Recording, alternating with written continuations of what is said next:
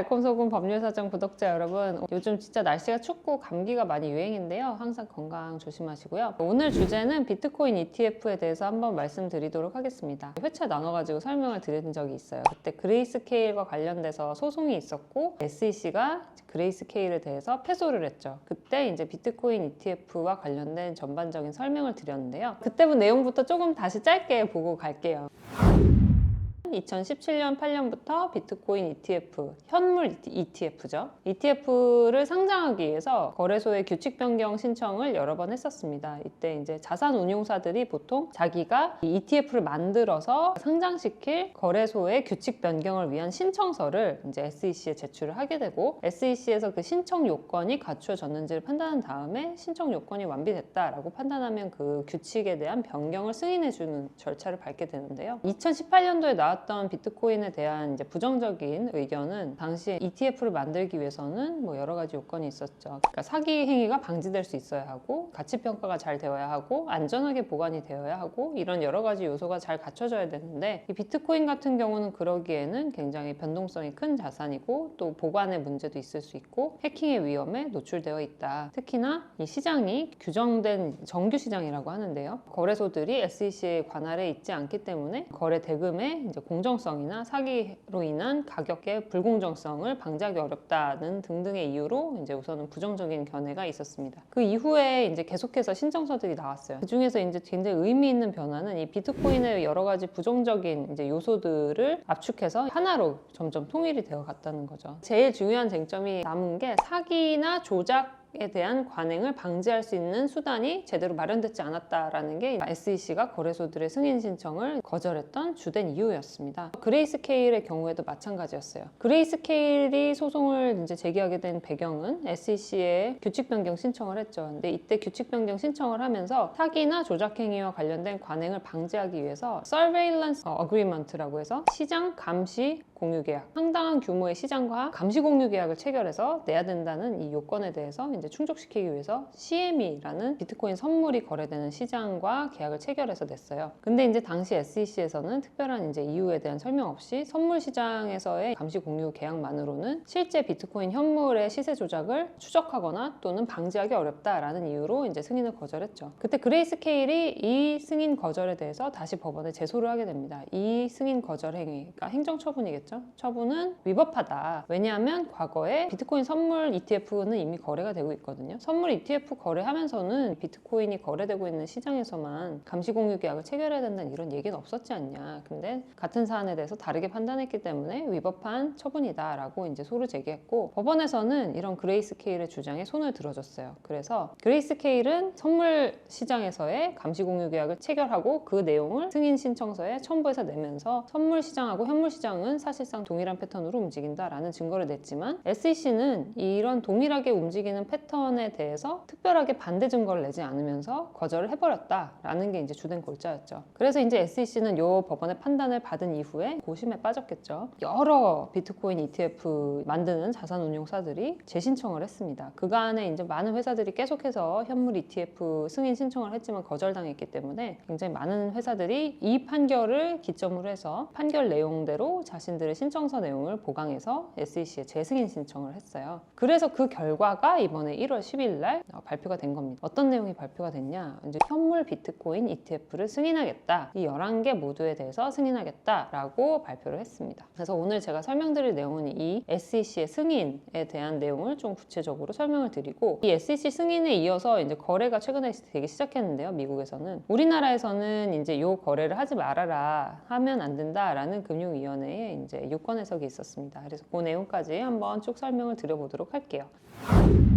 우선은 SEC에서 주되게 이제 본 부분은 당연히 법원 판결에서의 판단 이유 중에 하나겠죠. 주된 쟁점이 됐던 게 사기나 조작 행위를 방지하기 위한 감시 공유 계약 체결 여부에 대한 얘기였는데, 그 내용이 어디에 있냐면 두 가지 조항이 있어요. 이제 ETF 승인을 위해서는 1934년 증권거래법 6조 B 부분하고 11조 A 부분, 이 두 가지 요건이 충족이 되어야 하고, 6조 B에 해당하는 부분이 감시 공유 계약과 같이 사기나 조작 행위를 방지하기 위한 대안을 마련하라는 이 부분이었어요. 이 부분에 대해서 이번에 SEC는 어떤 식으로 접근을 했냐. 우선은 첫 번째로는 거래소가 사기나 조작 행위 관행을 방지하기 위해서 어떤 규칙을 설계를 해야 되는데, 있는데 대부분 가장 유효한 방법으로는 해당 시장이 상당한 규모의 시장이고 그 시장과 관련돼서 감시 공유 계약이 직접 체결되어야 한다는 것이었어요. 근데 비트코인이 거래되고 있는 현물 시장에는 감시 공유 계약 체결 자체가 어렵죠. 왜냐하면 SEC가 규제하는 시장이 아닙니다. 그래서 그 시장과 감시 공유 계약을 체결하더라도 SEC에서는 신뢰성이 없다라고 판단할 가능성이 높아요. 그렇지만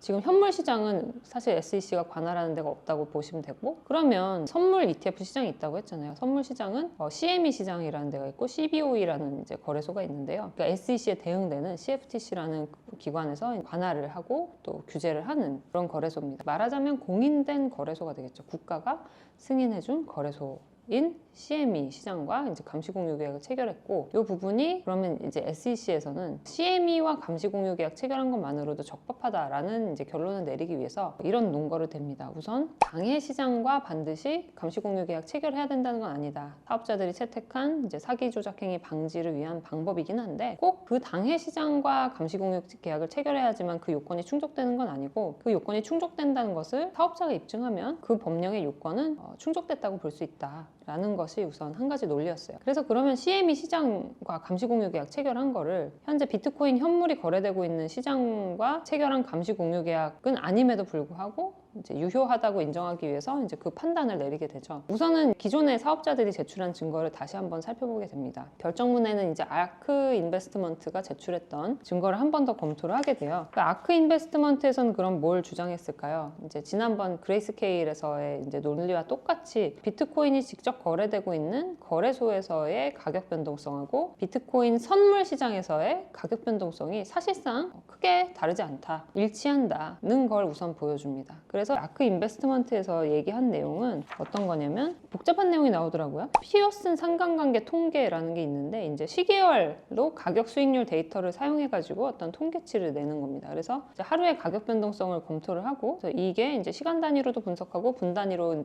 분석을 해가지고 이제 2021년 1월 20일부터 2023년 2월 1일까지 약 2년간의 기간 동안에 가격 변동성을 분석해서 낸 자료를 이야기를 합니다. 아크에서 이런 내용을 분석을 했더니 이제 시간별 데이터를 이제 분석하면 현물 거래 시장하고 선물 시장 사이의 상관관계가 92%다. 분 단위로 좀 더 쪼개가지고 데이터를 분석하면 78% 이상이다라고 이제 결론을 제출했다고 합니다. 그래서 SEC에서는 자기들은 굉장히 유효한 데이터라고 생각은 하지만 이 분석 자체가 이제 전 기간에 걸쳐서 다 한 건 아니니까 우리가 한 번 더 분석하겠다라는 내용을 이야기를 합니다. 그래서 이 아크의 분석이 정말 유효한지 자기들이 자체 검증을 했다는 거예요. 그래서 이제 SEC에서 직접 다시 한번 분석을 합니다. 2021년 3월 1일부터 2023년 10월 20일까지 샘플 기간 동안 코인베이스라고 하는 가상자산 거래소, 크라켄이라고 하는 가상자산 거래소에서 이제 비트코인과 비트코인 가격이 이제 어떻게 변하는지를 한번 살펴보고 그 가격이 그 해당 일자의 만기가 가장 가까운 CME 선물 계약하고 가격 변동성이 어떻게 맞아 들어가는지를 분석을 한 거예요. 그래서 이 분석을 다시 했는데 자기들이 보기에도 코인베이스나 크라켄과 같은 거래소에서의 비트코인 가격이 서로 상관관계가 굉장히 높다라는 걸 자기들도 발견했다는 거예요. 그래서 그거를 표로도 막 분석을 해서 지금 이 승인 관련된 결정문에 이제 제시를 하게 됩니다. 이렇게 보니까 CME에서의 가격 변동성이랑 뭐 크라켄하고 이제 코인베이스 가격 변동성이 사실상 유사하다면 선물 시장과의 감시 공유 계약 가지고도 선물 시장에서 뭔가 문제가 있다 이런 게 발견된다면 현물 시장에서도 문제가 있다고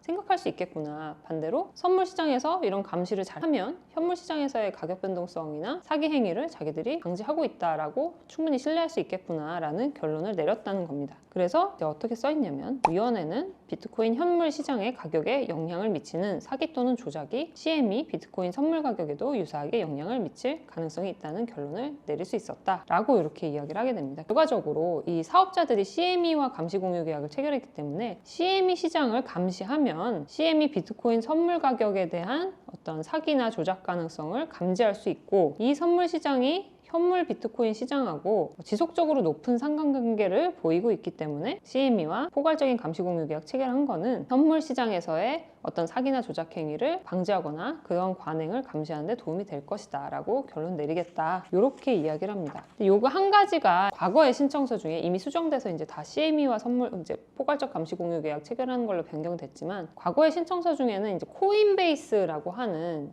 비트코인이 실제 현물 거래되고 있는 가상자산 거래소와 이제 감시공유 계약을 체결한 사안이 하나 있었어요. 근데 그게 이제 다 수정 변경돼서 이번에 모두 CME와의 감시공유 계약으로 변경되긴 했는데 여기에 대해서는 SEC가 특별하게 언급은 하지 않습니다. 코인베이스랑 감시공유 계약 체결한 데도 있는데 자기들은 지금 CME로 다 변경이 됐기 때문에 우선은 코인베이스와 감시공유 계약 체결한 것은 승인의 근거가 될 수 없다라고 본다라고 각주의 그 부분까지 명시를 하고 있습니다. 그래서 가장 중요한 쟁점이었던 사기적인 관행을 방지하기 위한 감시공유 계약 부분이 이렇게 해결이 됐습니다. 그럼 그 다음으로 넘어가면